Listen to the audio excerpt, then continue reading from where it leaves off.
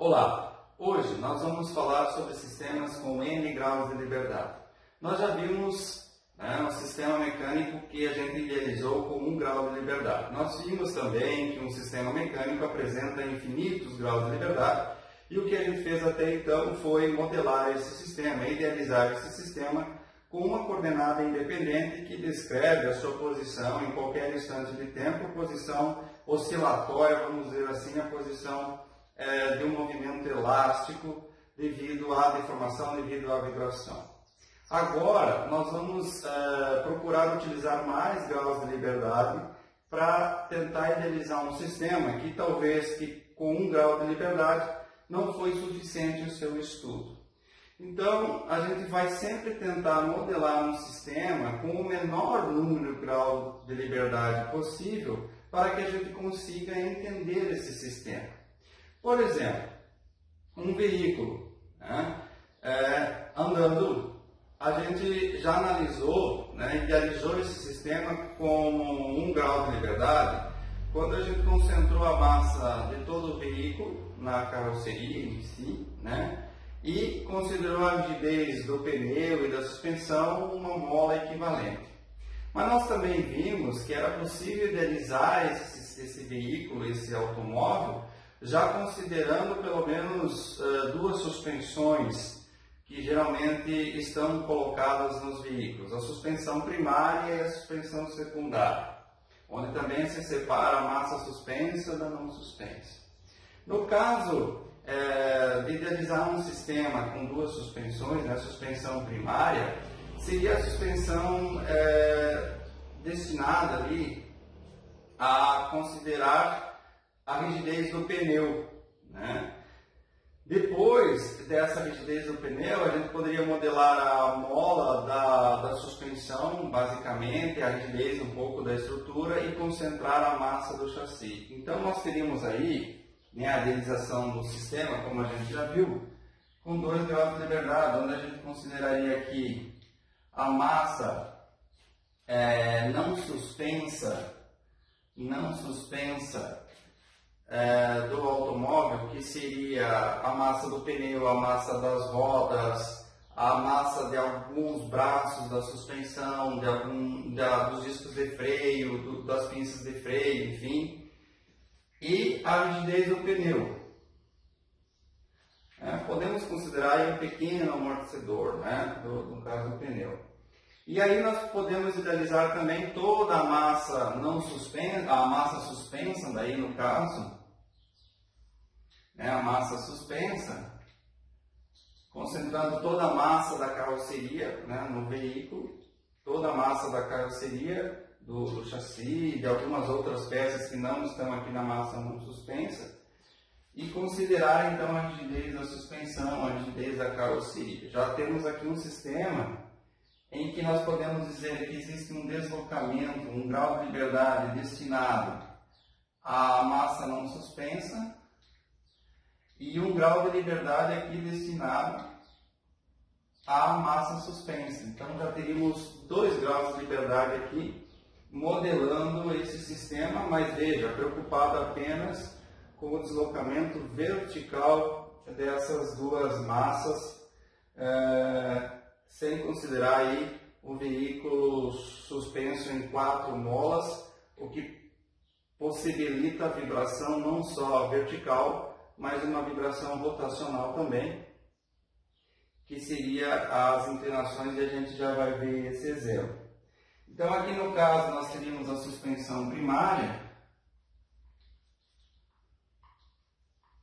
que conta com a rigidez do pneu, e a suspensão secundária, que é geralmente a suspensão mais importante em relação ao comportamento dinâmico do veículo, onde você faz o projeto da mola e do amortecedor, enfim. Aqui pode então contemplar um amortecedor no carro. Então aqui a gente já vê que para a gente compreender melhor o efeito da massa não suspensa, da massa suspensa em um veículo, já faz-se necessário a utilização de 2 graus de liberdade para representar esse sistema. A gente vai ver que se a gente gente for fazer uma análise nesse segmento da suspensão automotiva, quanto maior a massa da suspensão primária ou essa massa não suspensa, pior é o comportamento dinâmico do veículo, né? Então procura-se sempre fazer esses elementos que não são suspensos, né? Que estão antes da mola em si, o menor elemento possível, né? O menor peso possível, né? Do disco de freio, do sistema de roda, pneu, para que não interfira tanto no comportamento dinâmico. Então esse é um caso em que a gente necessita estudar realmente já 2 graus de liberdade. Aqui bem idealizados e bem discretizados com a ideia ainda dos elementos concentrados, né? Massa concentrada, rigidez concentrada. E aí vai, a gente já viu exemplos também do modelamento do sistema mecânico, de um sistema de balancinho de abertura e fechamento de válvula, né, no motor a combustão, onde se utilizou aí diversos graus de liberdade para se analisar o sistema mecânico. E aí vai a busca, né, 10, 15, 20 graus de liberdade, e o que se tem hoje, né, é se fazer análise de sistemas mecânicos não com essa ideia de elementos concentrados, mas sim com elementos finitos. Então a gente utiliza lá um software de elementos finitos para encontrar a rigidez do sistema, a massa do sistema e encontrar os parâmetros modais.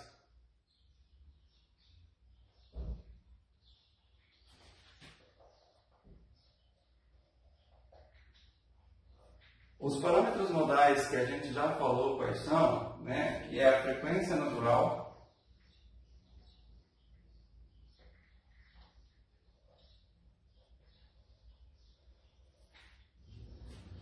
o fator de amortecimento,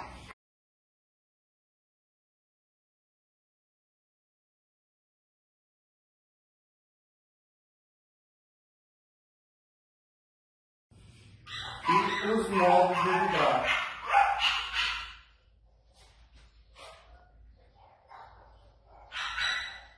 Agora sim, vai fazer mais sentido esse último parâmetro modal, os modos de vibrar, porque esse sistema, inicialmente, nós tínhamos uma ideia de que ele iria vibrar, né, por exemplo, uma condição livre, se fosse 1 grau de liberdade, né, em movimento vertical aqui para cima e para baixo, para cima e para baixo. No caso, agora com 2 graus de liberdade, esse sistema vai assumir uma forma de vibração associada à primeira frequência natural e depois vai assumir uma outra forma de vibrar associada à sua segunda frequência natural. Então, assim, para um sistema com N graus de liberdade, nós vamos ter N equações de movimento. Então, se nós modelarmos um sistema com 5 graus de liberdade, nós vamos precisar 5 equações de movimento para estudar esse sistema, para resolver esse sistema.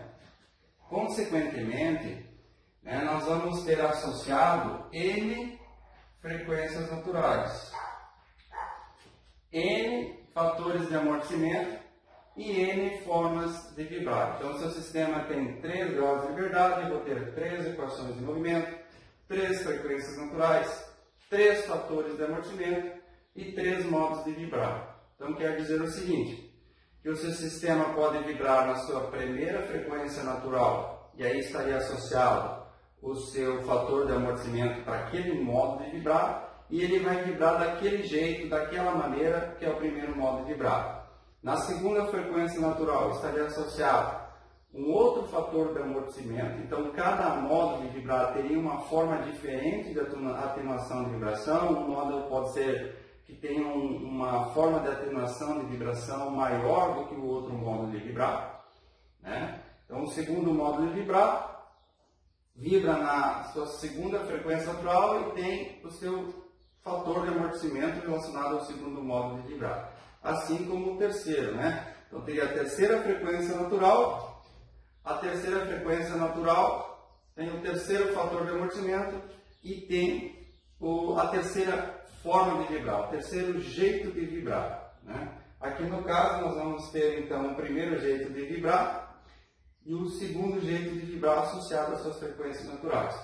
Então é fácil de entender e muitas perguntas aí estão relacionadas a esse conceito assim de N graus de liberdade estaria associado a N frequências naturais, a N modos de vibrar. Mas não quer dizer o seguinte, que um sistema na sua frequência natural, né, na sua primeira frequência natural, então se o sistema tem duas frequências naturais, ele tem a primeira frequência natural, a segunda frequência natural.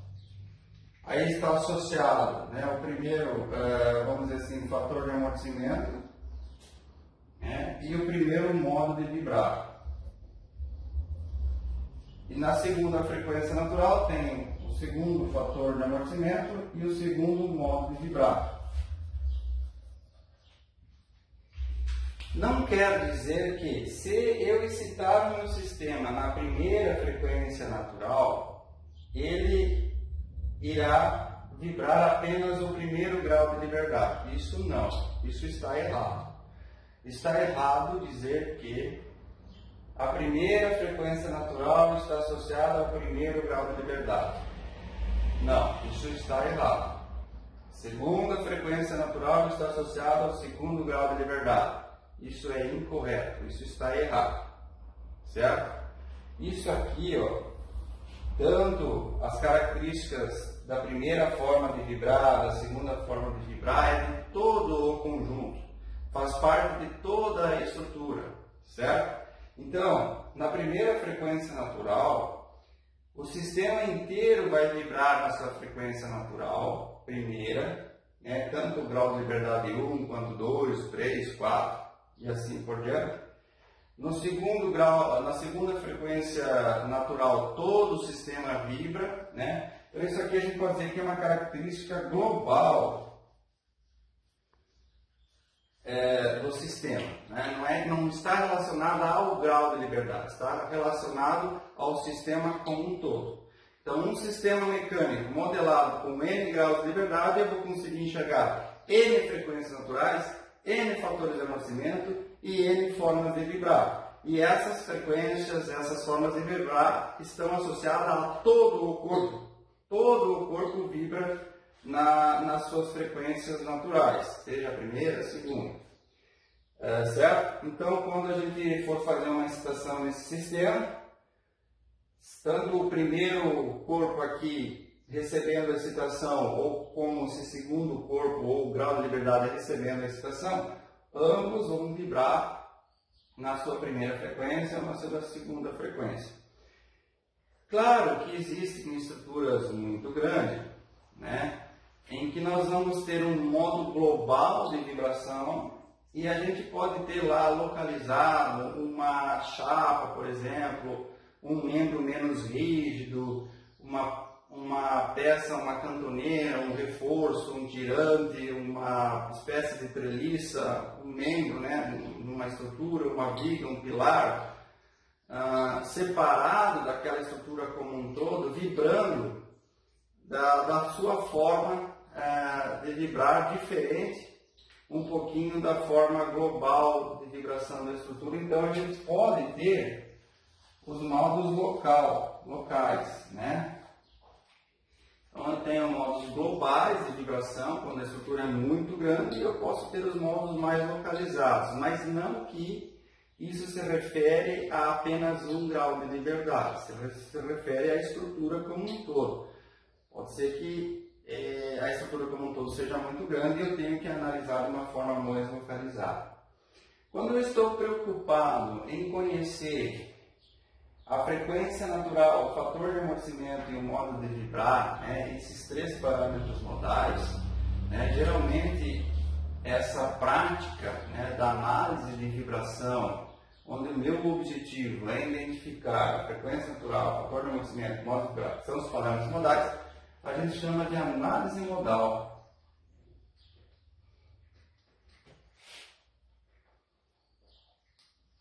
Então, o que é uma análise modal? Análise modal, uma análise de vibração que tem um objetivo, que busca identificar os parâmetros modais, certo? E essa análise modal, ela pode ser experimental, que ela é muito interessante. Ela pode ser nesse formato analítico que a gente está fazendo.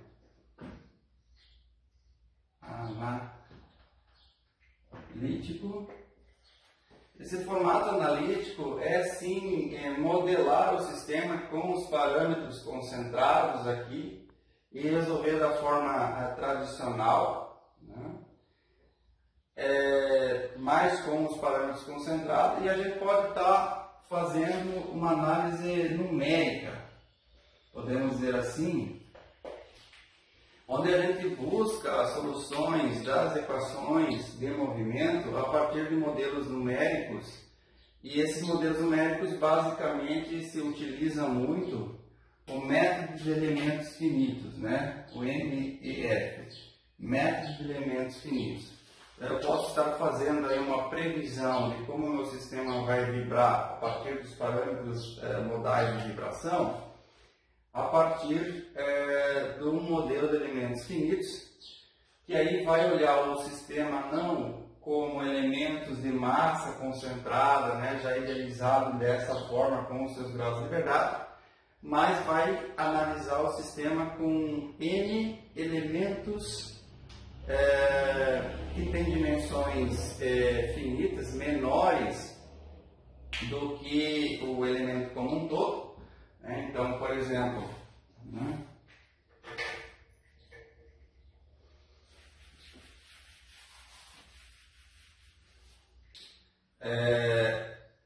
Vamos pensar apenas no pneu, né?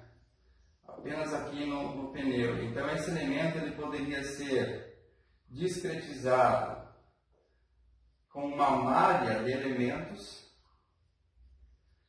né? Essa malha de elementos pode ter então, elementos que tenham, geralmente, né, nessa forma bidimensional, elementos triangulares, elementos quadrilaterais, né, geralmente. Então, se divide esse corpo em uma malha de elementos e que, como ele tem uma dimensão reduzida desse corpo, que a princípio, então, ele teria uma dimensão muito grande para elementos que têm dimensões muito, muito pequenas comparadas a esses elementos maiores, a gente diz que eles têm dimensões finitas, né? Então, são elementos com dimensões finitas. Então, elementos finitos, e aí, cada conexão desses elementos, nós temos os nós, e aí é nesses nós que eu posso ter lá a informação dos graus de liberdade de cada nó. Então, cada nó pode ter grau de liberdade de translação, x, y e z, ou pode então ter também de rotação em cada nó. Então, eu vou ter elementos bidimensionais, eu posso estar usando elementos tridimensionais, posso estar usando elementos com nós intermediários, né? São os nós hierárquicos em relação ao próprio elemento, então aumenta-se o número de nós por elemento e também se aumenta o número de elementos aqui nessa malha de elementos finitos, né? A malha de elementos finitos,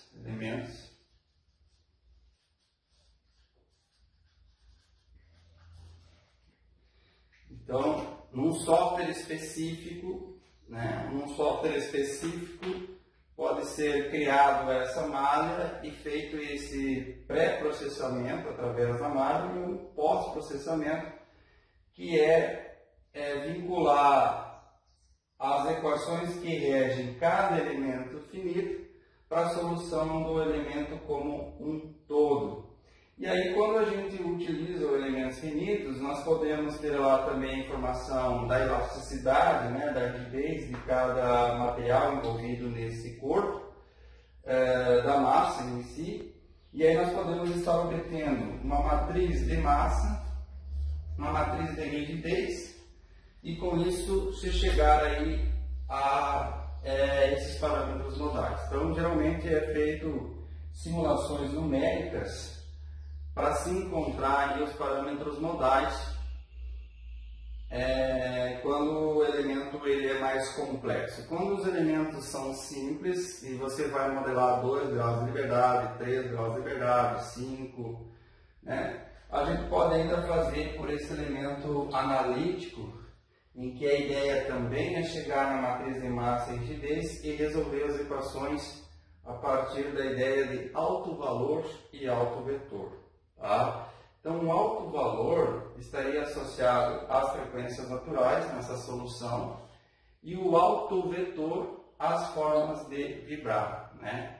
Mas, como a gente sabe que se o sistema tem amortecimento, a frequência com que o sistema vibra é a frequência natural amortecida, então, pela relação entre frequência natural e frequência natural amortecida, a gente pode encontrar o fator de amortecimento aí a partir de um pós-processamento de um sistema mecânico.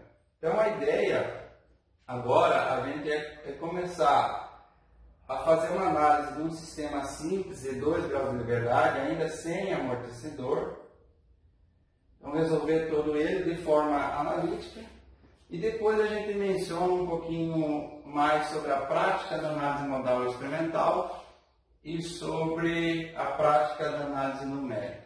Certo? Então vamos lá para o nosso modelo analítico. Como é que a gente analisa um sistema com N graus de liberdade? Uma vez fazendo para um sistema de 2 graus de liberdade, a gente vai saber fazer para N graus de liberdade depois.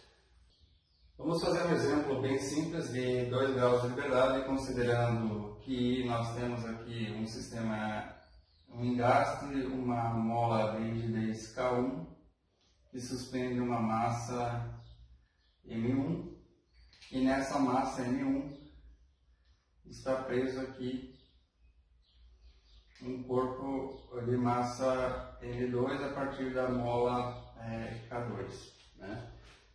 Então, como analisar esse sistema de 2 graus de liberdade, uma vez que nós temos aqui expresso para a massa 1 o grau de liberdade x1 e para a massa 2 o grau de liberdade x2. A ideia, né, é a gente separar esses corpos em diagramas de corpo livre e diagramas cinéticos. É também conveniente que a gente desenhe, né, esses corpos mais ou menos na posição em que eles realmente aparecem no sistema mecânico, para que a gente possa depois ver realmente essa interação aqui entre a massa 1 e a massa 2 de uma forma mais tranquila. Então, se eles estão um em cima do outro, a gente desenha um em cima do outro. Se eles estão um do lado do outro, a gente tenta desenhar um do lado do outro, né? Mas lembrando que a gente também ocupa aqui um espaço no lateral para expressar o diagrama cinético. Pode fazer o diagrama de corpo livre, igual os outros diagramas de corpo livre, e depois o diagrama cinético, se for o caso. Então, a gente utiliza aqui a ideia da solução a partir do somatório de força igual a massa vezes aceleração, é o que a gente vem usando até agora, e também o conceito das equações de Euler, somatório de momento igual a aceleração angular, né, vezes o momento de inércia, se caso for uma rigidez torsional envolvida. Aqui é um movimento de translação. Então eu tenho os dois corpos aqui representados. E eu vou analisar primeiramente o que acontece no corpo 1, então seguro ele aqui engastado e tiro ele da posição de equilíbrio estático. Eu tiro ele da posição de equilíbrio estático, né, jogando ele aqui um pouquinho para baixo, nós vamos ver que a força de mola K1 é a força que está para cima aqui, né, que eu tracionei a mola, então faz aqui K1 vezes X1. No caso do diagrama cinético, eu tenho aqui o deslocamento para baixo que é massa 1 vezes a aceleração do corpo 1. Bem, essa interação do corpo 1 com o corpo 2, a gente vai fazer no corpo 1, depois que a gente entender aqui no corpo 2, eu acho que fica mais fácil. Porque no corpo 2 a gente vai ter a ação aqui dessa massa, dessa mola, e no corpo 1 nós vamos expressar a sua reação. Então, como a gente já está acostumado a pensar em termos de ação da mola no corpo, a força da mola no corpo, a gente ilustra então no corpo e depois no corpo 1 a gente faz a reação dela, que é só inverter o sentido. Então,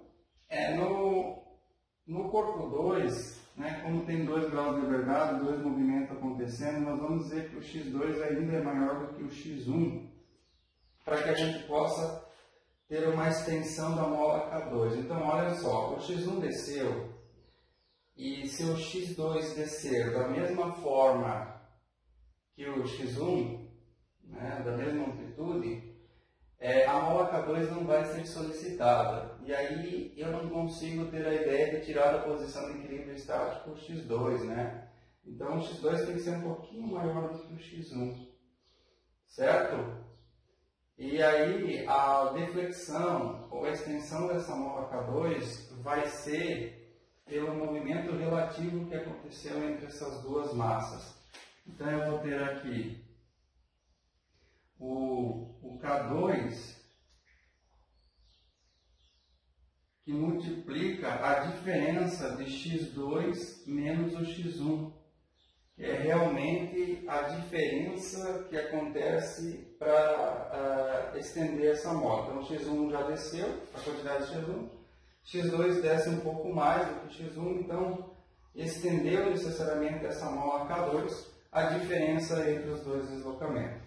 Não é considerado peso aqui no diagrama de corpo livre, uma vez que o peso já colocou esses corpos na sua posição de equilíbrio estático e ele vai vibrar a partir dessa nova posição.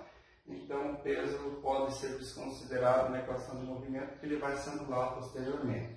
E até porque a energia potencial aqui está sendo armazenada através das molas que contêm a rigidez K.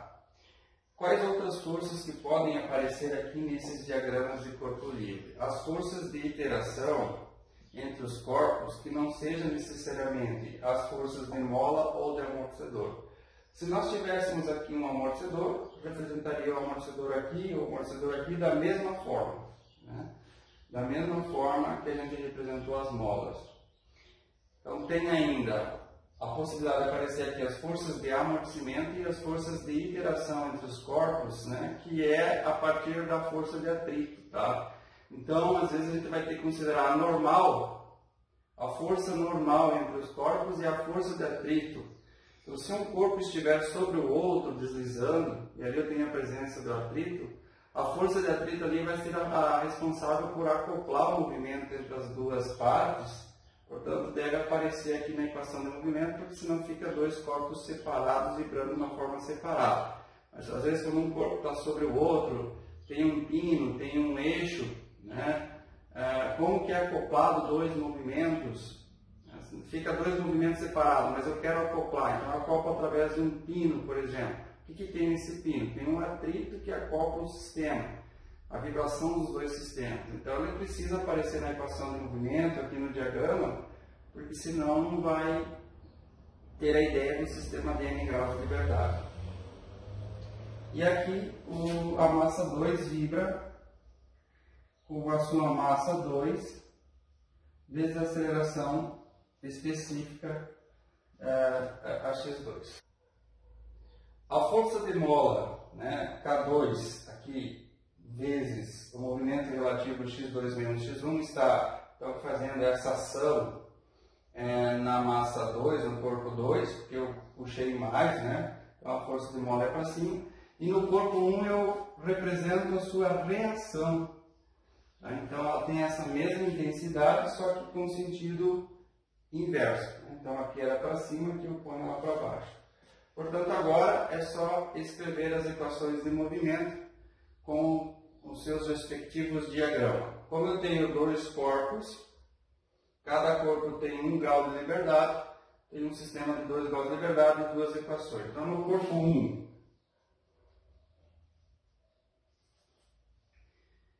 corpo 1 está em translação em x1, então tem uma equação de movimento que eu posso utilizar aqui o somatório de força igual a massa vezes aceleração para construir essa equação de movimento. Considerando o positivo para cima, eu vou ter K1 vezes x1. E esse termo aqui para baixo, então, ele é negativo, que tem uma intensidade K2, que multiplica x2 menos x1. E isso aqui é igual a menos, né? Tá para baixo, massa 1 vezes aceleração 1. A massa vem para esse lado positivo, então massa 1 vezes aceleração positivo, mais K1 x1, menos com menos dá mais K2 x1 e dá menos K2 x2. Tudo isso aqui igual a zero. Eu posso dizer também que M1 x1, aceleração 1, mais K1 com mais K2 está multiplicando a coordenada x1 e menos K2 x2 igual a zero. Então eu tenho aqui a primeira equação de movimento que mostra que já tem um acoplamento entre os dois sistemas, né? Porque tem aqui na própria equação do corpo 1 a coordenada x1 e a coordenada x2. Então isso é importante já aparecer na equação de movimento, mostrando que há um acoplamento entre a vibração dos dois sistemas. Senão se torna uma equação de apenas 1 grau de liberdade, né? A equação que tem aí a presença de 2 graus de liberdade aí na equação 1. Vamos fazer a equação de movimento 2, utilizando esse espaço aqui. Então, corpo 2. Também utilizando o conceito de Newton, segunda lei, somatória de força igual a massa vezes aceleração, positivo para cima, eu vou ter K2 que multiplica o movimento relativo, né, das molas, e só isso de força é igual a massa 2 vezes x2. Negativo está para baixo. Massa vezes aceleração 2 vem para cá positivo e continua mais K2 que multiplica x2 menos x1. Isso é igual a zero. Então eu posso escrever aqui que eu tenho o menos, né? Esse menos K2 que multiplicou x1 e o mais K2 que multiplicou x2. Eu tenho a segunda equação de movimento aqui já meio que organizada. Bem, a ideia para um sistema de n graus de liberdade é que a gente consiga enxergar ele através de matrizes, né, a forma mais convencional de resolver. Então, a equação de movimento para um sistema de 1 grau de liberdade, conhecida, né, é massa vezes aceleração, mais um amortecedor vezes a velocidade, e mais a rigidez vezes o deslocamento, isso aqui igual a zero, no caso de uma vibração livre, certo? Então, para um sistema de 1 grau de liberdade. Para um sistema de n graus de liberdade, a gente costuma escrever a massa a partir de uma matriz de massa e a aceleração a partir de um vetor de aceleração. O amortecedor, né, a gente costuma escrever também com uma matriz de amortecimento C e um vetor de velocidade x, ponto. E a rigidez também é uma matriz de rigidez K que multiplica um vetor de deslocamento x. Tá? Tudo isso pode ser igual a zero também, se o caso for uma vibração livre. Então a ideia é a gente pensar, né, analisar o sistema através de matrizes. E essas matrizes, né, por exemplo, a matriz de massa M, matriz de rigidez, matriz de amortecimento, ela vai ter uma dimensão a princípio, né, n por n, né? Ou seja, uma matriz quadrada associada ao número de graus de liberdade que eu tenho no sistema. Então, se eu tenho 2 graus de liberdade, vai ser uma matriz 2 por 2. 3 graus de liberdade vai ser uma matriz 3 por 3. E aí vai, né? Uma matriz de 20 graus de liberdade é uma matriz 20 por 20.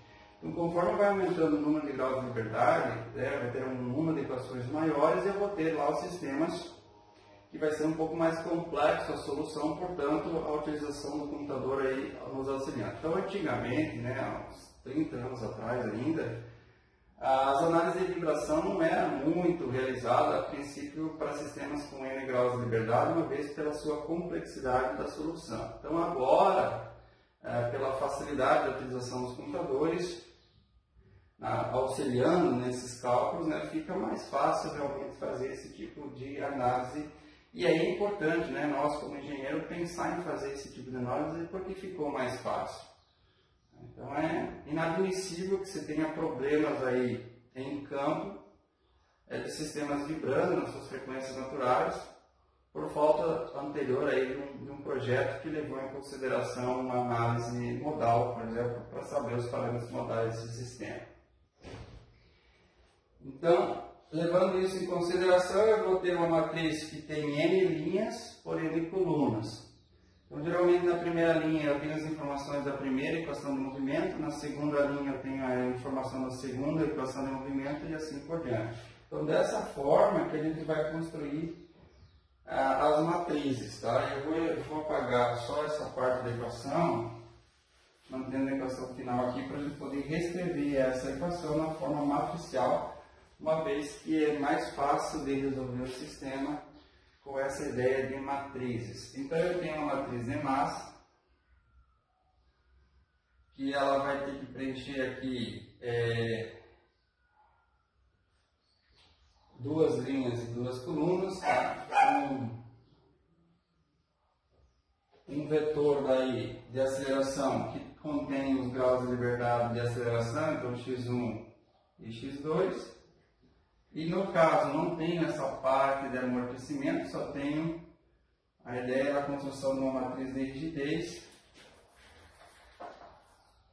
que multiplica um vetor que tem os graus de liberdade x1 e x2, tudo isso tem que ser igual a zero na vibração livre.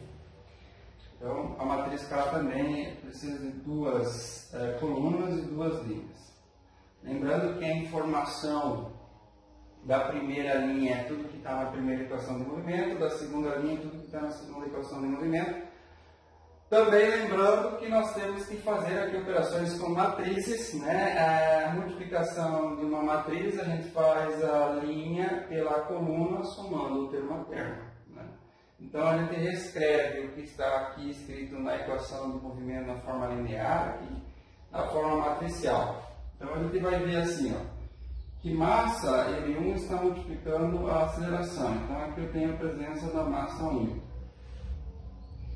E depois, nessa equação de movimento, eu não tenho mais nada que multiplica o x1 e nada que multiplica o x2. Então, no x1 eu não tenho nada que multiplica, no x2 eu também não, então aqui esse termo é zero. Então, como é que se faria a reconstituição aqui? M1 vezes x1 mais, né, a linha pela coluna. Seria M1 vezes a aceleração 1 e mais o segundo termo aqui vezes o segundo termo aqui, né, na linha e na coluna. 0 vezes a aceleração 2. Né? Então, aqui 0 multiplica x2 desaparece, volta a ter esse termo que vai compor a matriz de massa. Aí eu vou para a matriz de rigidez. Matriz de rigidez, eu tenho esse termo entre parênteses, K1 mais K2, que multiplica o x1, então eu tenho aqui K1 mais K2, que multiplica o x1. E na mesma equação de movimento, ou seja, na mesma linha aqui, eu tenho menos K2 que multiplica o x2. Então, menos K2 que vai multiplicar o x2. Então, eu consegui escrever a primeira linha da minha equação na forma matricial. Então, vamos para a segunda linha, vou para a segunda equação de movimento. A segunda equação de movimento não tem nenhum termo que multiplica a aceleração da massa 1, então aqui é zero. Mas eu tenho esse termo de massa 2 que multiplica a aceleração 2. Então, 0 vezes a aceleração 1 dá 0, mais massa 2 que multiplica x2, forma esse termo aqui. Aqui nessa equação eu vou ter, multiplicando x1, eu tenho menos K2. Então aqui vem menos K2. Né? Então menos K2 que multiplica x1, mais o que multiplica o x2 é o K2. Então assim eu tenho agora escrito a minha equação de movimento na forma matricial. Aqui eu tenho a matriz de massa e aqui eu tenho a matriz de rigidez. Olha só, a matriz de massa, geralmente ela se apresenta dessa forma diagonal, tá? Onde eu tenho massa 1, massa 2, ou momento de inércia, né? Se for algo rotacional. Na diagonal principal e fora da diagonal principal, esses termos nulos. A matriz de rigidez, geralmente, ela tem termos que não são nulos fora da diagonal principal e ela mostra, né, sempre essa soma dos elementos que contêm mais molas, né, no próprio elemento aqui da matriz. As ambas, né, tanto a matriz de massa quanto a matriz de rigidez, elas costumam aparecer de forma simétrica. Né? O que é matriz simétrica? Né? Tudo que aparece na matriz triangular superior vai aparecer na matriz triangular inferior. Então já é uma forma da gente estar conferindo o que vai acontecendo se a gente está montando a equação de movimento certo. Então, principalmente para sistemas que têm vibração linear, né, a ideia é se ter matrizes simétricas. Né? Pode ocorrer de ter matrizes não simétricas e tem outra situação aqui que é importante a gente mencionar. Bem, na diagonal principal nós vamos ver esses termos, né, aqui na matriz de rigidez, e fora da diagonal principal nós temos termos que não são nulos, né, são diferentes de zero. Então aqui na matriz de massa era zero. Aqui nós estamos vendo que existe um termo, a matriz de rigidez, o termo de rigidez K2. Ela é simétrica, né? O menos K2 aparece aqui e aparece aqui da mesma forma. Por exemplo, se aqui aparecer mais, opa, tem algum probleminha aí na minha equação de movimento, porque a ideia é que ela seja simétrica, né? Tem que conferir aí para ver se não deu algum probleminha. Então a ideia da construção aqui na matriz simétrica. E agora vamos falar especificamente dos termos que estão fora da diagonal principal. Essa aqui é a diagonal, então aqui e aqui. Quando esses termos que aparecem fora da diagonal principal são diferentes de zero, a gente vai ter o chamado acoplamento. Acoplamento.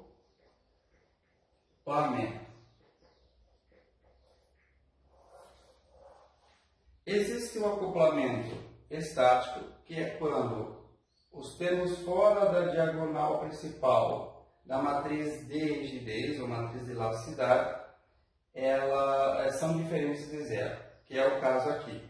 Então esse aqui tem um acoplamento estático.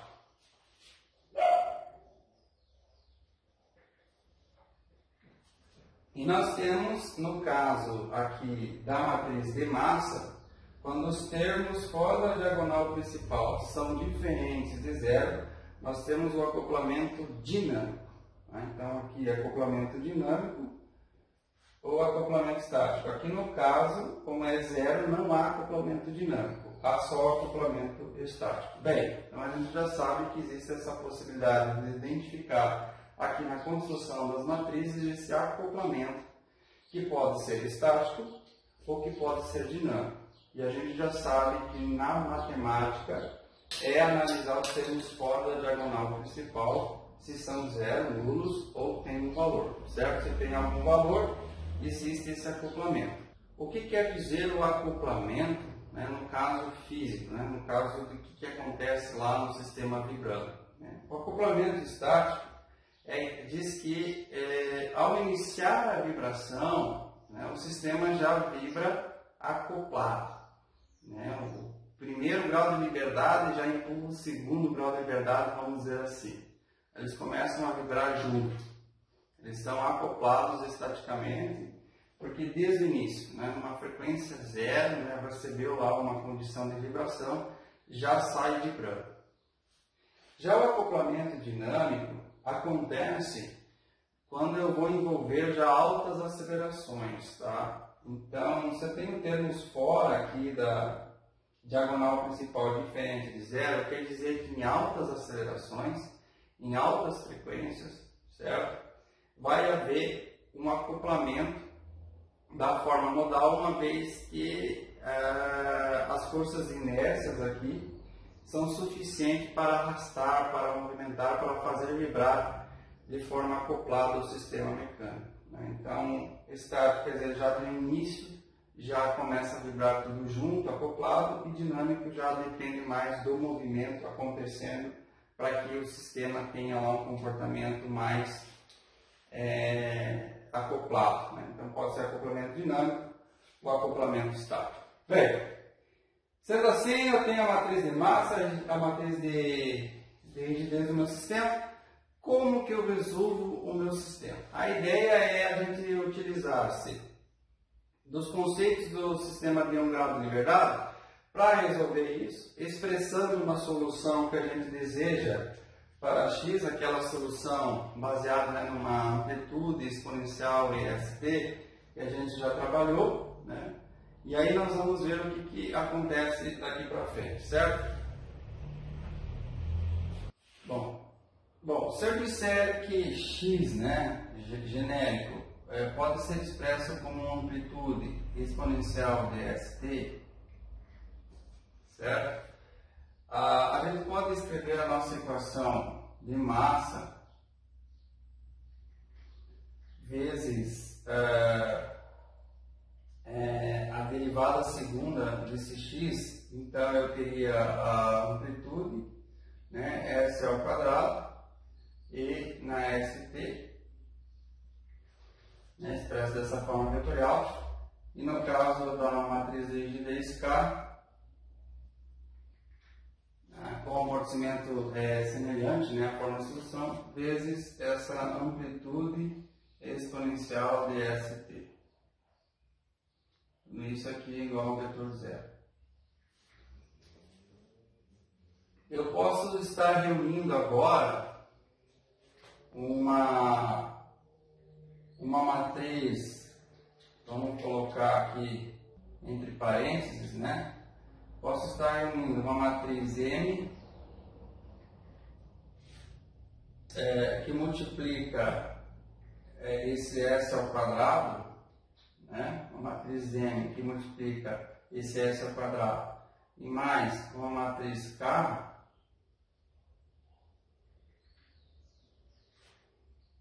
que multiplica o A e na ST.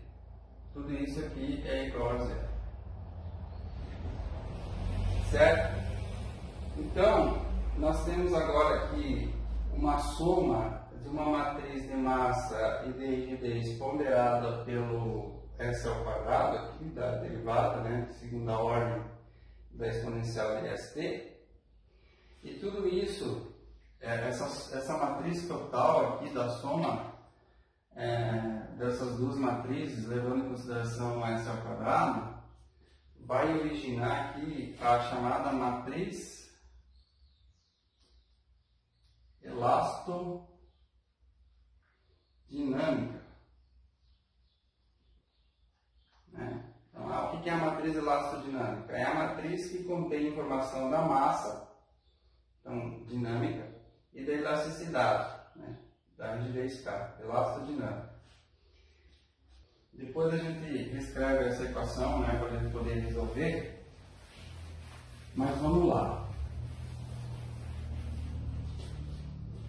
Nós temos que resolver aqui um valor de S, né, que multiplicando a matriz de M e somando tudo isso, depois multiplicado por esse valor de amplitude, tudo isso se torna igual a zero. Então, a gente precisa encontrar um valor de S. Se eu disser que esse termo aqui é zero, né, eu conseguiria satisfazer a minha equação, tudo isso aqui multiplicado por zero é igual a zero.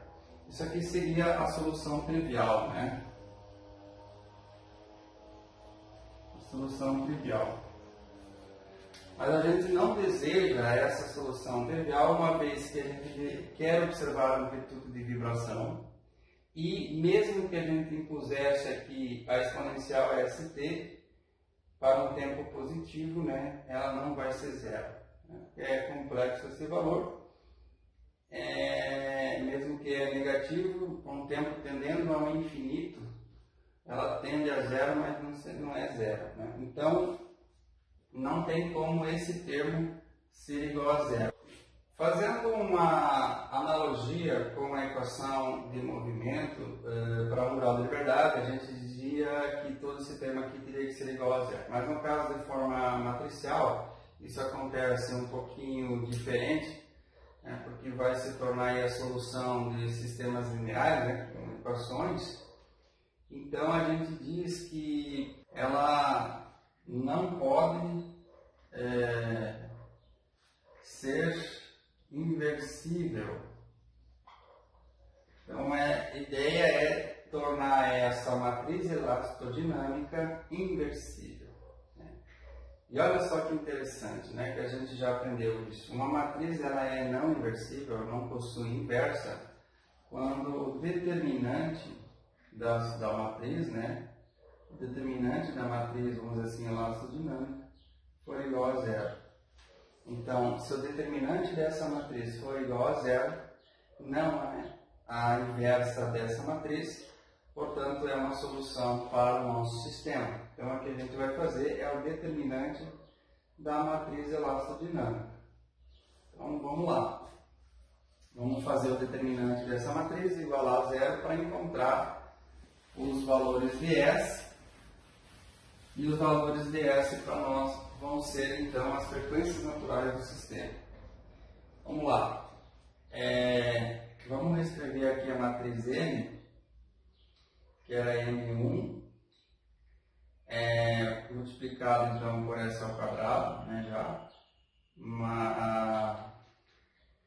mais 0, né, 0, M2, que multiplica o S ao quadrado, já, aqui, né, e mais a matriz de rigidez K.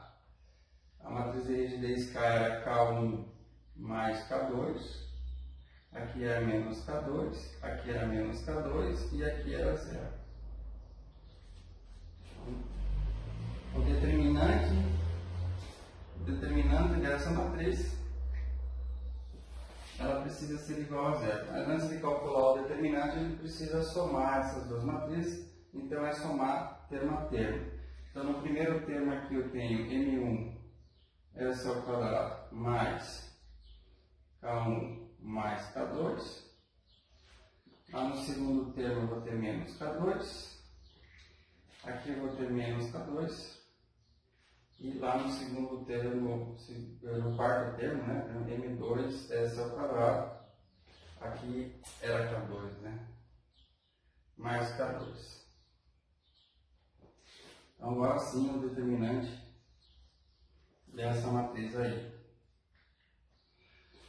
Como é que é o cálculo do determinante de uma matriz 2 por 2, né? Então eu faço essa multiplicação menos essa multiplicação, né?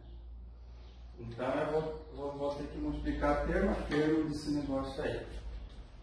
M1 S2 ao quadrado, que multiplica M2, e o S2, então aqui fica M1, vamos ter M1, M2, essa na quarta. Daí, esse termo com esse termo vai dar mais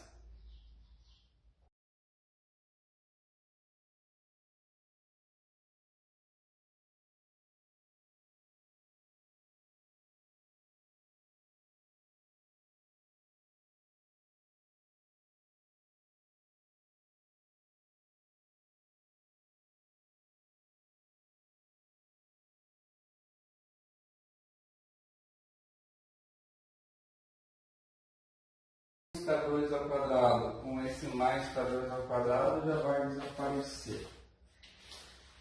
Então nós vamos ter M1, M2 com S na quarta. Aí nós vamos ter que multiplica S2. Nós temos S2 menos 4. Nós temos esse termo e esse termo. Então, nós vamos ter mais M1 que multiplica K2, mais o M2 que multiplica o K1, e mais o K2, o M2, né, que multiplica o K2. Isso aqui é S ao quadrado, e mais K1 vezes K2. Então, aqui, isso aqui tudo igual a zero, né? Nós chegamos a uma equação que tem o S na ordem 4, né? Então, sempre vai aparecer isso, certo? Em que nós vamos ter S duas vezes o número de grau de liberdade, ou seja, o dobro. Então, se eu tiver 2 graus de liberdade, eu vou ter S, para nós, a gente chama de raiz, né? Que é a solução dessa equação. Então, nós vamos ter sempre o dobro de valores de raiz. E a gente vai ver que elas aparecem repetidas. E quando nós temos o amortecimento presente, elas vão aparecer em pares complexos conjugados. Então, depois a gente vê o exemplo com o amortecedor. Então, a gente só separa esses parzinhos, né? Então, um sistema aqui tem 2 graus de liberdade, quando a gente resolve, vai aparecer 4 frequências naturais. A ideia é que apareçam em pares, né? 2 vão ser iguais e 2 vão ser iguais. Então, o que nós temos aqui é um polinômio.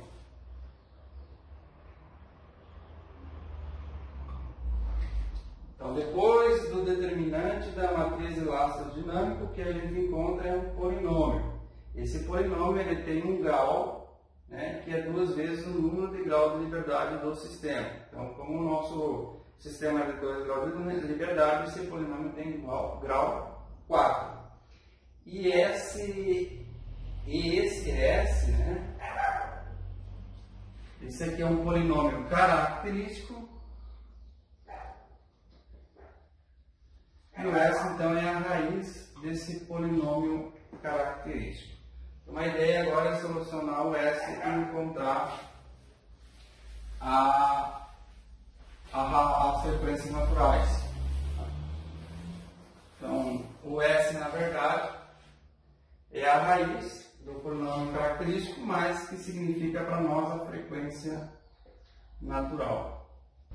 Então, falando que S na quarta é S na segunda, e S na segunda é S, nós vamos ter M1 a M2 S na segunda,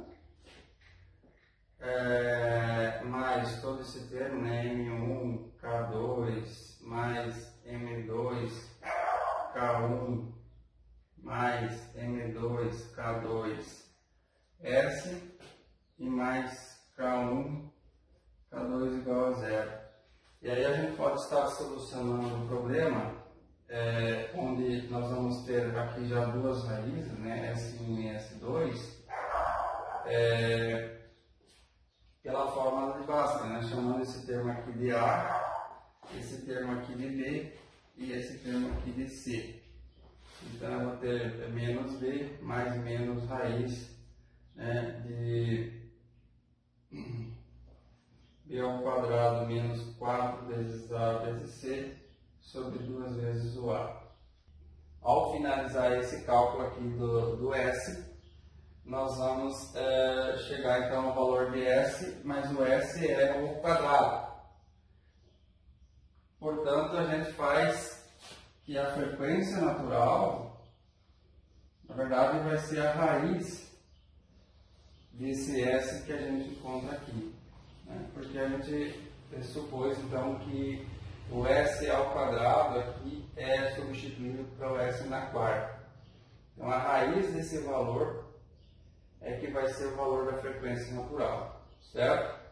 E aí, encontrando o valor ds, a gente vai lá na matriz elastodinâmica e substitui o valor ds. Então, pegando lá a matriz elastodinâmica e multiplicando pelo vetor x e substituindo na matriz elastodinâmica o valor ds lá dentro da expressão, nós vamos encontrar uma relação, né, que aqui o vetor x é x1, no caso, e x2, né? Então, nós vamos ter uma expressão para x1 e uma expressão para x2. O que a gente faz é dividir, então, essa expressão, né, x1 dividido por x2, e escreve essa relação, né, quanto que é o x1 e quanto que é o x2. E o que nós vamos ter é um vetor, né, com uma informação de algum valor aqui. Tem um valor. Por exemplo, pode ser mais 1 e menos 1. Apenas mostrando a relação entre eles. Não é que eu calculo o valor de x, não é que eu calculo o valor de 2. Eu vou encontrar um vetor que tem a relação. E o que é essa relação daí? Para nós é o modo de vibrar.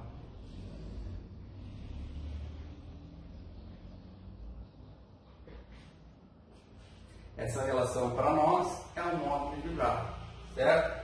E o que significa?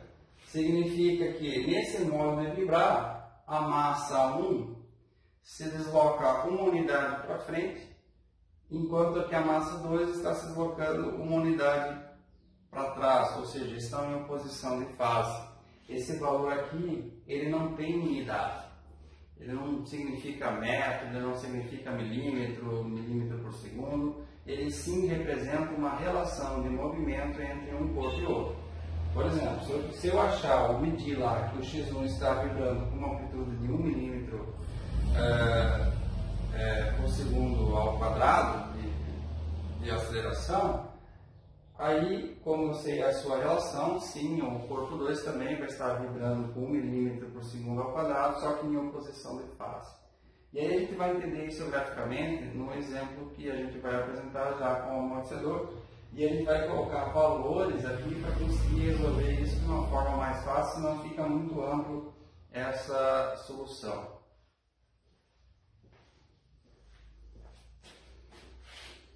Continuando a nossa análise de vibração mecânica, sistemas com N graus de liberdade, agora analisando o mesmo sistema mecânico com 2 graus de liberdade, mas com a inclusão do amortecedor.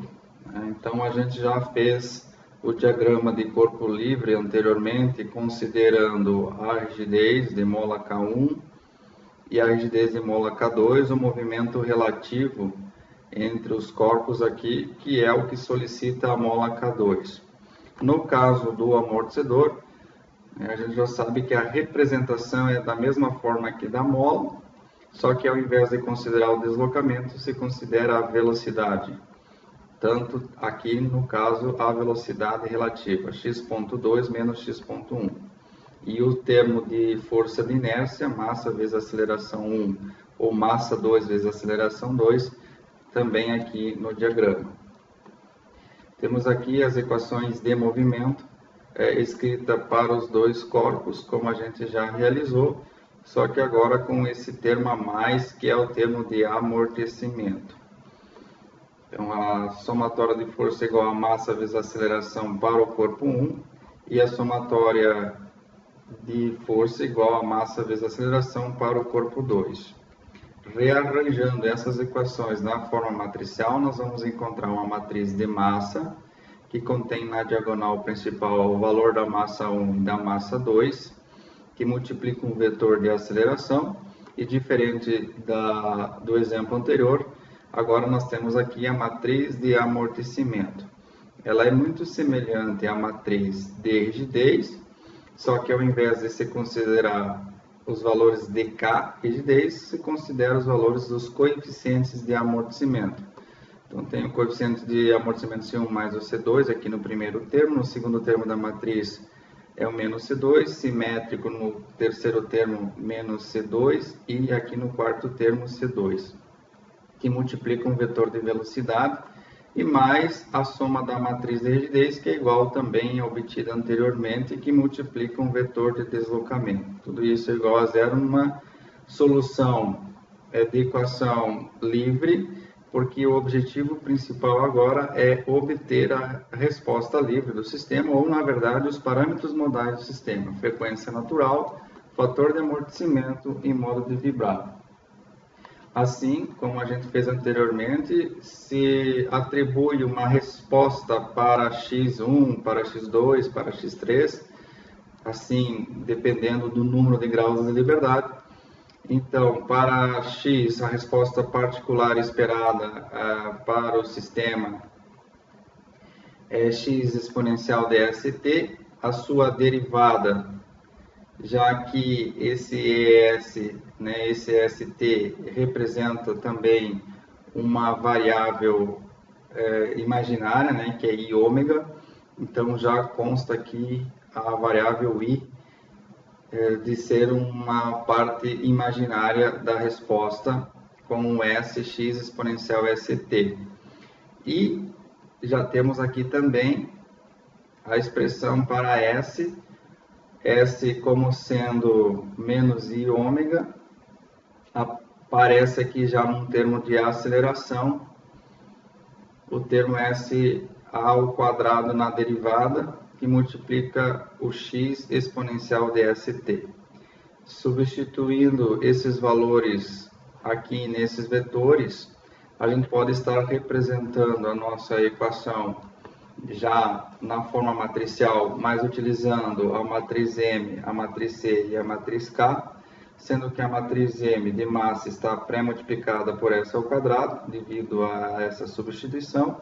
A matriz de amortecimento está pré-multiplicada por o valor S, e a matriz de rigidez aqui aparece isolada neste caso, mas somando com as outras duas matrizes. Então, toda essa matriz somada, a gente já viu que resulta numa matriz elastodinâmica que contém as propriedades de elasticidade, de massa do sistema. Toda essa matriz multiplica, então, um vetor que contém as amplitudes x exponencial dst. Como nós não desejamos a solução trivial, que é o x sendo zero, e esse e exponencial dst nunca vai valer zero, portanto, a gente precisa dizer que essa parte da matriz elastodinâmica não possui inversa, né? Assim, a solução que a gente vai encontrar é um x diferente de zero, se a gente supor que essa matriz elastodinâmica não possui inversa, ela é inversível. Para isso, a gente diz que essa matriz precisa ser singular, então, não possui inverso, e o determinante dessa matriz precisa ser igual a zero. Então, fazendo a soma dos termos dessa matriz já somada elastodinâmica, nós encontramos aqui no primeiro termo da matriz elastodinâmica a massa 1 que multiplica S ao quadrado, mais S que multiplica os coeficientes de amortecimento somados, mais aos coeficientes de rigidez somado no primeiro termo. No segundo termo aparece o S que multiplica o coeficiente de amortecimento 2 menos o K2. Aqui, de uma maneira simétrica também na matriz elastodinâmica, aparecendo o valor S que multiplica o valor do coeficiente de amortecimento 2 menos a rigidez 2. E no último termo aqui dessa matriz, S ao quadrado, que multiplica a massa 2, mais o S que multiplica o coeficiente de amortecimento 2, mais a rigidez 2, tudo isso igual a zero. Então, fazendo o determinante dessa matriz é a multiplicação cruzada, neste caso, uma matriz 2 por 2, o determinante se calcula, né, fazendo a multiplicação cruzada do primeiro termo e do quarto, e depois a multiplicação cruzada do segundo termo e do terceiro, só que com valor negativo. Assim, nós chegamos no polinômio característico, que é possível se reunir esse polinômio característico, utilizando aqui o A4, tudo que multiplica os termos de quarta ordem, ds, o A3, tudo que multiplica o S, né, na terceira ordem, o A2, que multiplica o S na segunda ordem, mais o A1, que multiplica o S, e mais um termo isolado, o A0. Então, aqui formando o polinômio característico, a gente já viu que esse polinômio característico vai sempre apresentar uma ordem né, que é 2 vezes o número de graus de liberdade do sistema. Como nós estamos analisando aí no sistema com 2 graus de liberdade, a ordem desse polinômio característico é igual a 4. Os termos A4, A3, A2, A1 e A0 estão aqui descritos. Então, o termo A4 ficou M1 que multiplica M2, o A3 é esse termo, o A2 ficou todo esse termo, o A1 todo esse termo e o A0 todo esse termo. Então, além disso,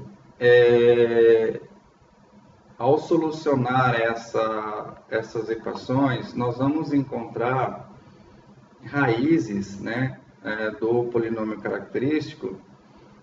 São 4 raízes, né, uma vez que vai dobrar a ordem do polinômio, é um sistema com 2 graus de liberdade. Dobrando a ordem, nós temos um polinômio de 4ª ordem, então nós vamos encontrar 4 raízes, 4 valores para S.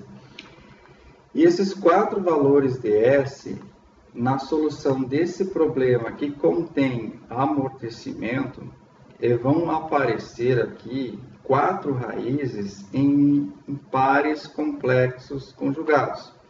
Ou seja, o S1 formando um par complexo conjugado com S2 e o S3 formando um par complexo conjugado com S4. Então, aqui do S1 e do S2 a gente tira a informação da primeira frequência natural, e do S3 e do S4 a gente pode tirar a informação da segunda frequência natural, ou, na verdade, aparecendo aí de ordem crescente, né? Então, valores que a gente vai dispor depois numa ordem crescente, né? Foi um valor 10 e outro 15. Então, a primeira frequência natural, obviamente, é o valor 10. A segunda frequência natural é o valor 15. E essa raiz que se apresenta no formato complexo conjugado, então apresenta uma parte real que a gente chama de sigma. E uma parte já imaginária, representada pela letra J, né? Essa parte imaginária é na parte imaginária da raiz que a gente tem a informação da frequência natural. Só que como é um sistema amortecido, o valor que a gente encontra das raízes do polinômio é a frequência natural amortecida, por isso esse ômega d. O ômega d que a gente já viu significa frequência natural amortecida, d de damping. Então veja que no primeiro par complexo conjugado a gente tem um ômega d1 e no segundo par do complexo conjugado a gente tem um ômega d2. Então quando nós temos um sistema com amortecimento, as raízes vão aparecer nesse formato em par complexo conjugado, onde a gente tem uma parte real negativa e uma parte que é responsável pela oscilação do sistema e que tem aqui o parâmetro da frequência natural amortecida. Então, encontrando esses valores, a gente pode rearranjar esse termo para tirar daqui desse termo o valor exato da frequência natural e também do fator de amortecimento. Tá? Pode a gente ver isso. Como que soluciona esse tipo de problema, né? Então, analiticamente, vai ficando um pouco mais complexo a solução de uma forma analítica, mas tem como se resolver a partir das inversas das matrizes também, e o problema de alto valor e alto vetor que surge também dessa ideia de encontrar a raiz desse polinômio característico. Então, o alto valor e o alto vetor das matrizes de massa e rigidez vão resultar também nessas raízes em pares complexos conjugados. Veja bem, assim, né, considerando que a raiz, né, essa raiz, ela vai sempre se apresentar nesse formato, onde tem uma parte real negativa, que a gente chama de sigma, e aqui uma parte imaginária, né, a parte imaginária da resposta que contém a frequência natural, amortecida. Como essa parte real na resposta que a gente atribui, como na resposta nós atribuímos que a parte real tem a informação do fator de amortecimento que multiplica a frequência natural, então a gente pode determinar que essa parte real contém a informação do fator de amortecimento e também a frequência natural. E pela relação de que a frequência natural amortecida é igual à frequência natural do meu sistema dividido. E a gente também sabe que a frequência natural amortecida é igual à frequência natural que multiplica a raiz de 1 menos o fator de amortecimento ao quadrado. Então, com essas duas equações aqui, a gente consegue retirar do valor da raiz o valor da frequência natural e do fator de amortecimento. Posteriormente, outro parâmetro modal que a gente precisa encontrar é o modo de vibrar, né? Então, com os valores de S, né, para S1 ou para S2, tem aqui a equação de movimento, tendo aqui a equação na forma matricial e aqui a matriz elastodinâmica, nos valores de S aqui a gente substitui o valor de S1 e vai encontrar, né, uma relação de x1 sobre x2, como está representado aqui. E depois a gente pega novamente essa equação e substitui um valor de S2, ou no caso seria do S3, né, que é do segundo par complexo conjugado. Então, substituindo os valores, nós vamos encontrar uma outra relação para x1 e para x2, certo? É importante lembrar que esse S sendo complexo, essas informações aqui do modo de vibrar também vão ser complexas. Vai ter uma parte real e uma parte imaginária aqui nessa relação. Então, a parte real e a parte imaginária nessa informação do modo de vibrar mostra que o sistema vai ter aí uma defasagem, né? Um ângulo de fase entre a vibração de um grau de liberdade e do outro grau de liberdade. Então, quando nós vimos as respostas temporais para um sistema excitado, principalmente, né, com uma força excitadora, nós chegamos lá à informação do ângulo de fase, e aquele ângulo de fase era o ângulo de fase entre a força excitadora e a resposta. Por exemplo, na ressonância, um sistema apresenta um ângulo de fase de 90 graus entre a força excitadora e a resposta.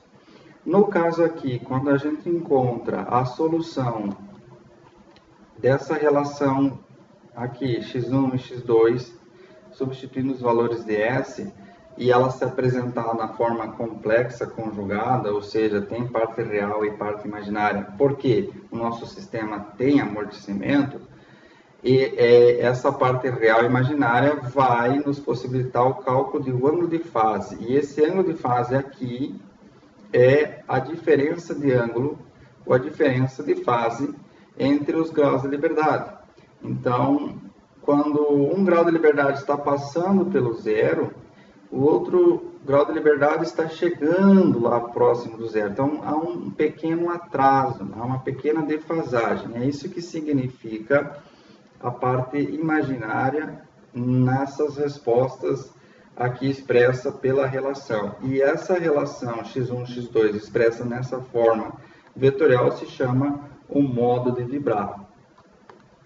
Então, se a gente tem como atribuir valores no caso do nosso exemplo, para a massa 1, 1 kg, para a massa 2, 2 kg, os fatores de amortecimento, os coeficientes de amortecimento C1 e C2, 1 Nm por metro, e o rigidez K1 e K2 igual 100 Nm, nós vamos encontrar para o valor de S, fazendo aí uma solução também com a ajuda de um programa que resolve polinômios, né? Já que fica difícil resolver já com a parte complexa, nós vamos encontrar essas respostas, né? Vejam que são 4 respostas, S1, S2, S3 e S4, onde que a parte real dessas respostas são todas negativas, e a parte imaginária aparece uma mais e a outra menos, uma mais e a outra menos, ou seja, a gente separa em pares, e por apresentar essa parte imaginária e uma parte positiva e uma parte negativa, né? Uma é positiva e outra é negativa, a gente diz que elas aparecem em pares complexas conjugadas porque uma é mais e outra é menos. E essa parte imaginária, então, é mostrada pela letra J. É depois da letra J imaginária que a gente tem a informação da frequência natural amortecida. Então, aqui, ó, 4,68 é a informação da primeira frequência natural amortecida desse sistema. 15,06 é a informação da segunda frequência natural amortecida. Esses valores 0,109 e 1,140 são os valores da parte real que contém o fator de amortecimento. Então, a gente precisa agora utilizar esses dois valores aqui para encontrar a frequência natural e a frequência natural amortecida e o fator de amortecimento. Então, o fator de amortecimento a gente encontra a partir da relação, da equação, que consta o valor da parte real da raiz sigma dividido pelo valor da parte real sigma ao quadrado mais a frequência natural amortecida, que também aparece diretamente ali na raiz. E aí o cálculo da frequência natural é a frequência natural amortecida, que está lá na informação da raiz, dividido por 1 menos o fator de amortecimento ao quadrado, que a gente calculou aqui anteriormente. Então, sendo as frequências naturais amortecida 4,68 para esse sistema e 15,06, a primeira frequência natural, ômega D1 amortecida, e ômega D2, segunda frequência natural amortecida 15,06, substituindo também o valor da parte real, nós vamos encontrar para a primeira frequência natural um valor muito próximo da frequência natural amortecida, sendo os 4,68, continua o mesmo valor, radiano por segundo, então a informação vem em radianos por segundo, da mesma forma que a gente encontrava lá nos sistemas de 1 grau de liberdade. E o fator de amortecimento, que nós calculamos por essa equação aqui, considerando a parte real, que é 0,109, né? Então esse sigma é igual a 0,109 no cálculo do primeiro fator de amortecimento, resultou num fator de amortecimento de 0,0232. E no cálculo da segunda frequência natural, né, foi encontrado 15,14 radianos por segundo, porque se encontrou um fator de amortecimento para esse modo de 0,0755, ou seja, foi considerado esse valor aqui da parte real, 1,140, e substituído aqui no valor do sigma. A frequência natural era amortecida 15,06, resultou aqui em 15,14, né? A frequência natural. Então, lembrando, a frequência natural amortecida é um pouco menor que a frequência natural. Realmente, então a frequência natural aqui, a segunda, é 15,14 radianos por segundo, sendo que na raiz foi obtida 15,06, um valor um pouquinho menor, pois essa é a frequência natural amortecida. Com os valores DS1 e no caso DS3, né, que formam os pares, substituindo lá no polinômio, na matriz elastodinâmica, a gente consegue encontrar uma relação, e a relação encontrada aqui, desprezando a parte imaginária, foi o seguinte: no cálculo, né, da primeira frequência natural, utilizando 4,68 radianos por segundo, né, no valor de S, chegou-se a uma relação vetorial aqui, 1 e 1,78. Então, aqui seria o valor de x1 sobre x2 nessa expressão aqui. Então, nessa expressão aqui, você chegou ao valor de 1 e e 1,78. O que isso representa? Então, essa forma vetorial aqui, expresso por Ψ1, é a forma modal, é a forma como o meu sistema vibra, certo? Então, dá para representar o seguinte, que a massa 1 teria uma amplitude 1 no primeiro modo de vibrar, já a massa 2 teria uma amplitude 1,78. Então, aqui uma posição de equilíbrio já vai para 1,78.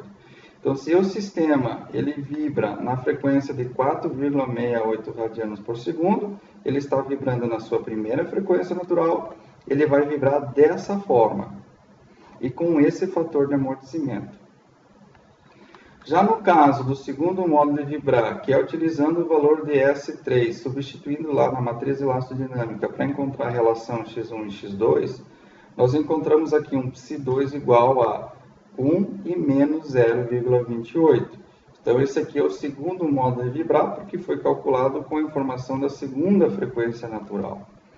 E aí a gente já tem uma representação aqui, o seguinte, enquanto o primeiro grau de liberdade lá, o X1 está vibrando com uma amplitude 1 para cima, o corpo estaria vibrando, o corpo 2, né, o grau de liberdade 2, com uma amplitude de 0,28, ou um pouco menor, mas com inversão de fase, certo? Então, quando um está subindo, o outro está aqui no ponto máximo negativo, esse aqui está no ponto máximo positivo.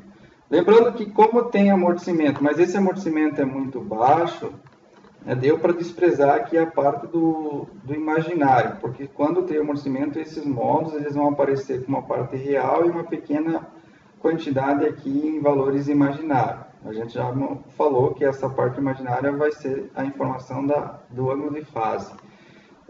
Haveria uma pequena diferença no modo de vibrar aqui pelo pequeno atraso. Enquanto o X1 está lá chegando no máximo positivo, o X2 ainda está um pouquinho atrasado, não chegou no máximo negativo. Mas essa diferença é muito pequena.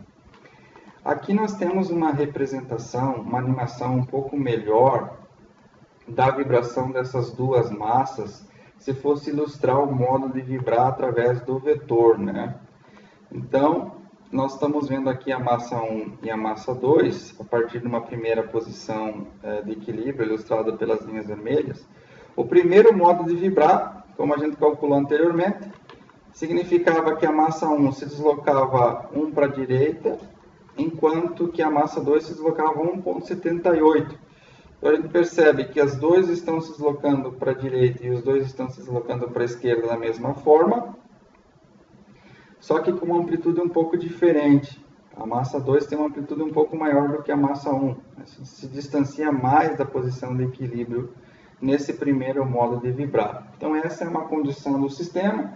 Uma relação de massa, uma relação de rigidez, muda as frequências naturais e pode mudar a forma modal.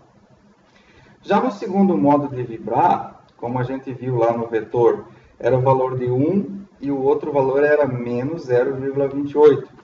Portanto, a massa 1 está vibrando, essa massa 1 está vibrando com uma amplitude 1 para a direita e para a esquerda, e a massa 2 está vibrando com uma amplitude um pouquinho menor, se distanciando da posição de equilíbrio um pouco menos do que a massa 1, só que com uma posição de fase em relação à massa 1. Veja que quando a massa 1 vai para a direita, a massa 2 vem para a esquerda.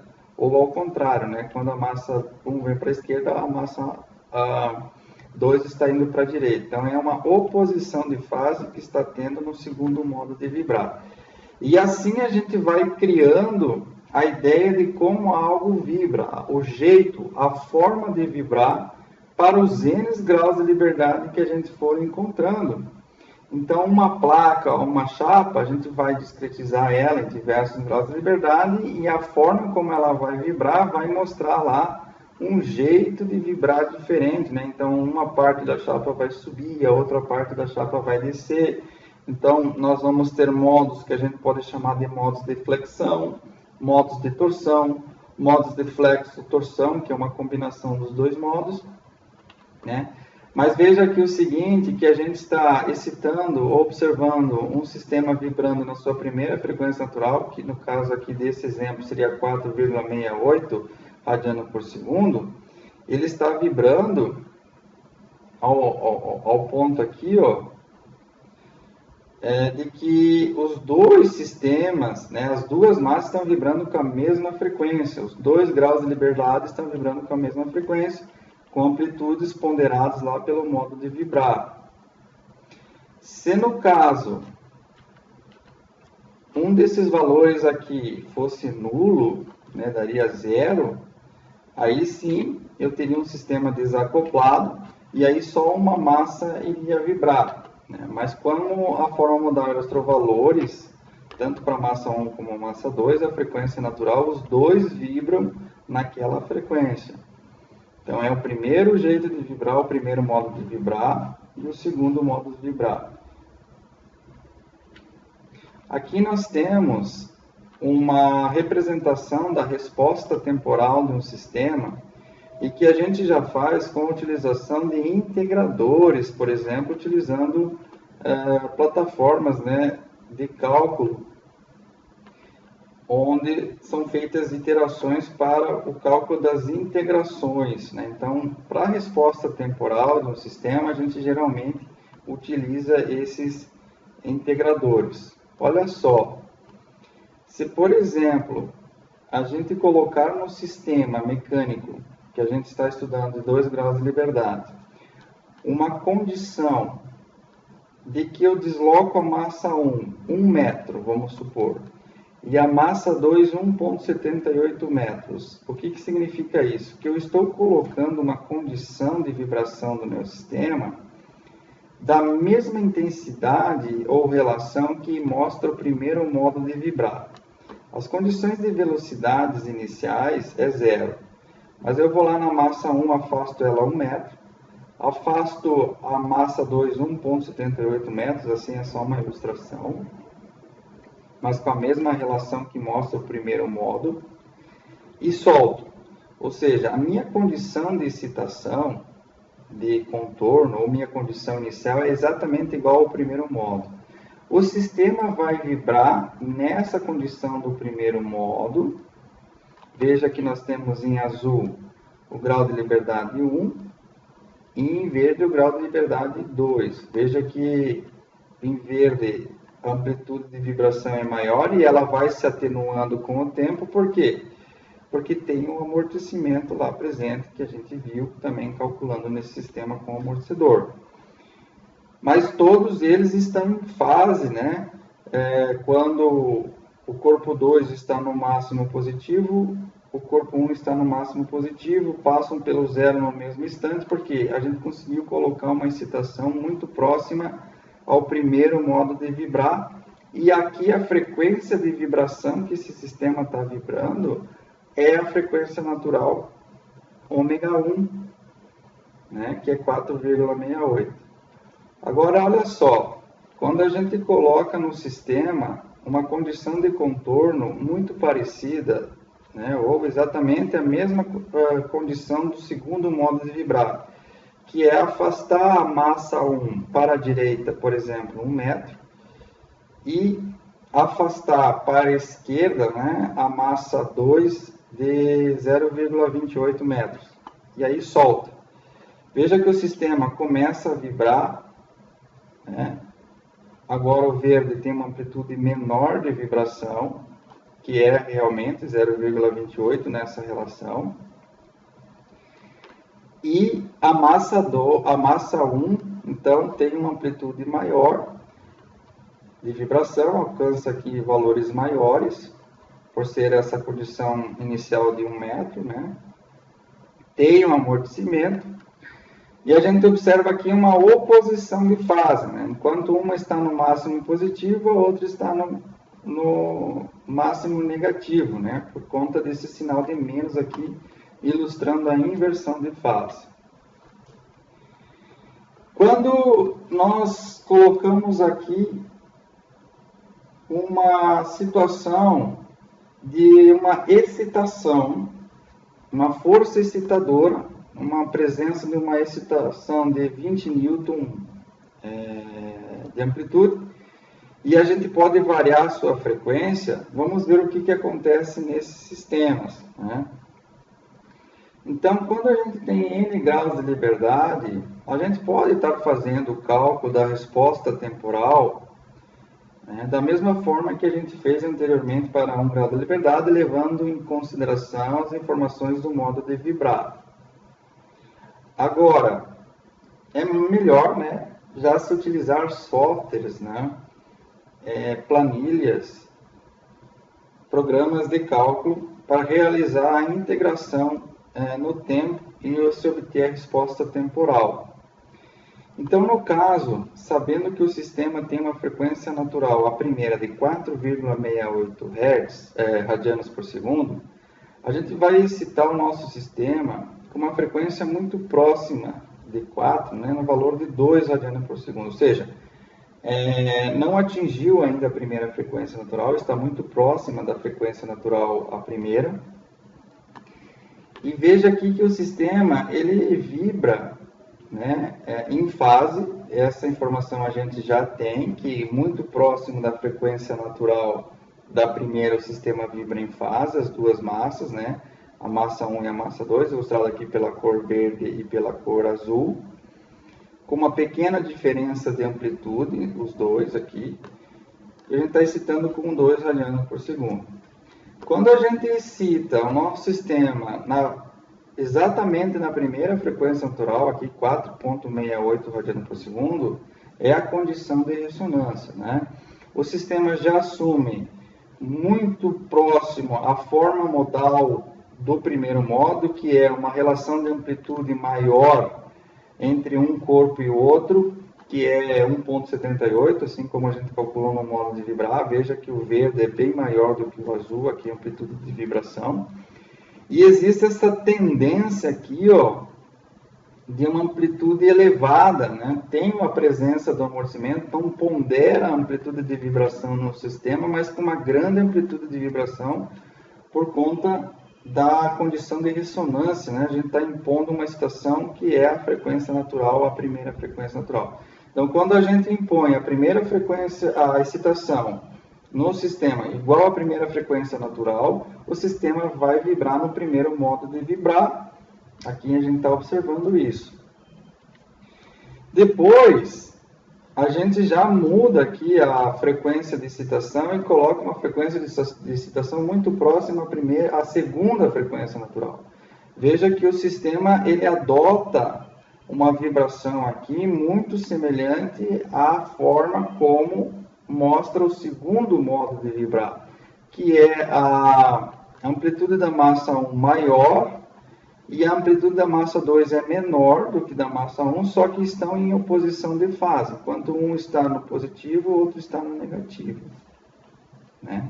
E que é o sinal de menos lá mostrado na forma modal.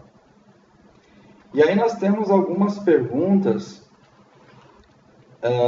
inicialmente aqui para a gente fazer uma revisão, principalmente dessa questão de N graus de liberdade, associando aí as suas frequências naturais e os modos de vibrar.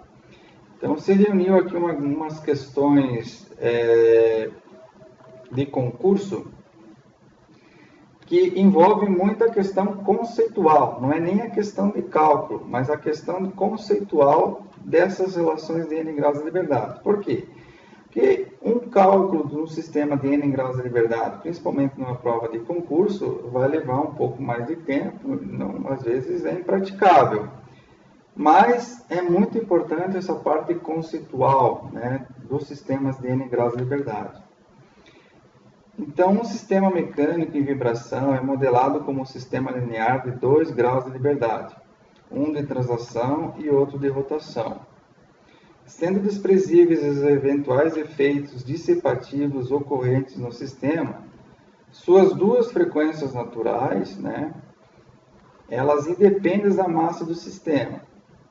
Frequência natural, tanto para um conceito de 1 grau de liberdade para demais graus de liberdade, é aquele conceito único que a gente viu matematicamente, que depende da raiz da massa da rigidez, né, do sistema.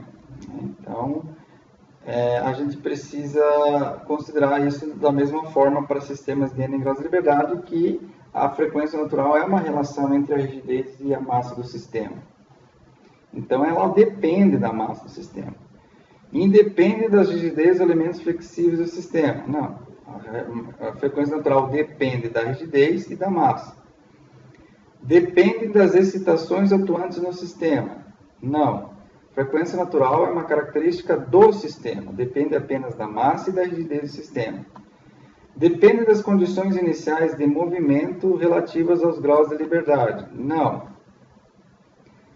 Depende apenas da massa e rigidez do sistema. Então está aqui a letra E. Ó. Depende das massas e da rigidez envolvidas no sistema. Então a resposta correta é a letra E.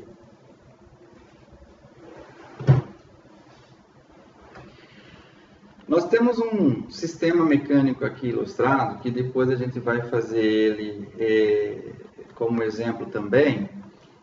Mostra aqui um carro, né, sendo idealizado aqui com um sistema de massa e mola, só que no caso o CG está distanciado a uma distância A da roda traseira e da dianteira a distância B.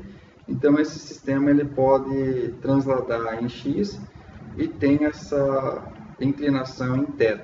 Então a figura acima mostra um modelo simplificado de 2 graus de liberdade para um veículo plano, onde os efeitos das suspensões e dos pneus do veículo são representados por molas equivalentes, Kt e Kd. Os graus de liberdade referem-se aos movimentos de translação vertical, x na t, e de rotação θt. As excitações de base, tanto na roda traseira quanto na dianteira, estão representadas. Considere que a rigidez dianteira é igual à da traseira, e essa distância entre A e B, elas são diferentes. Então, existe um modelo que a gente utiliza para representar esse sistema, inicialmente linear, e aí a pergunta não é nem para fazer cálculo, fazer um modelo, equação de movimento, e sim para responder sobre as frequências naturais do sistema. Letra A. Possuem 2 frequências naturais, uma para cada grau de liberdade. Bem, a gente já insistiu sobre isso em relação ao conceito de frequência natural, o número de frequências naturais para um sistema de N graus de liberdade e também as suas relações. Então, sim, o sistema aqui tem a representação 2 graus de liberdade, portanto, vai ter 2 frequências naturais calculadas, só que não uma para cada grau de liberdade, até porque está dizendo que a distância A é diferente da distância B, e depois no exemplo a gente vai ver que, por ter essa diferença, embora a rigidez traseira e dianteira são iguais, a gente vai ver no exemplo que esse modo de vibrar aqui do sistema é um modo acoplado, né? A gente vai ver isso na solução do problema, mas a gente já disse que as frequências naturais elas são globais do sistema, e pertence a todos os graus de liberdade, não um para cada um. Conduz a uma matriz de rigidez que acopla os graus de liberdade x e θ, né? Então, assim, ó, embora não seja um problema que exige cálculo, essa letra B teria que se fazer a montagem da equação de movimento para ver se realmente acopla. Mas já adiantando, como essa distância de A e B são diferentes, vai acoplar o sistema na matriz de rigidez. Só que, então a gente pelo menos deixa essa questão meio separado e vamos ver uma outra, né, para não precisar fazer esse cálculo inicialmente. Letra C. Conduz um modelo matemático que permite analisar a rolagem do veículo. Assim, ó, é muito importante a gente ter noção do que significa cada termo do sistema, principalmente sistemas veiculares. A gente já mencionou em algumas oportunidades, mas esse é um plano lateral do veículo, tá? o plano lateral do veículo, porque a gente está enxergando a roda dianteira e a roda traseira, ou a rigidez dianteira e a rigidez traseira. Então, é um plano lateral. E o termo rolagem, ele é utilizado principalmente com um movimento de rotação que o veículo realiza em uma curva, certo? Então, o veículo desenvolvendo esse movimento de rolagem em uma curva é a gente observando o carro no plano frontal ou no plano traseiro do veículo, e não no plano lateral. Então, a letra C não é. Conduz a um modelo matemático que permite analisar a estabilidade lateral do veículo. Embora a gente esteja falando de um plano lateral, mas aqui a gente observa o movimento vertical e inclinação do veículo nesse plano e não tem como saber como vai ser a estabilidade lateral. Talvez no plano superior a gente consiga ver esse movimento lateral de dirigibilidade, por exemplo, de estabilidade que o veículo apresenta. Então a letra D não é. Então a A não é, a C não é e a D não é. A B a gente deixou aí em stand-by. A letra E possui 2 modos de vibração, um para cada grau de liberdade. Veja só, embora a letra B é uma sentença, é uma frase que envolva cálculos, ou pelo menos um conhecimento um pouco mais aprofundado da equação de movimento, dessa questão de acoplamento que a gente já mencionou, a substituição aqui, ou a eliminação das outras, faz a gente pensar que a letra B é a correta, porque a gente tem certeza também que possui 2 graus de liberdade, sim, mas não é um para cada grau de liberdade. Possui 2 modos de vibração, sim, mas não é um para cada grau de liberdade. A gente já mencionou que o modo de vibrar é o jeito que a estrutura inteira vibra, que ela adota para vibrar num comportamento global. Então, aqui a correta é a letra B.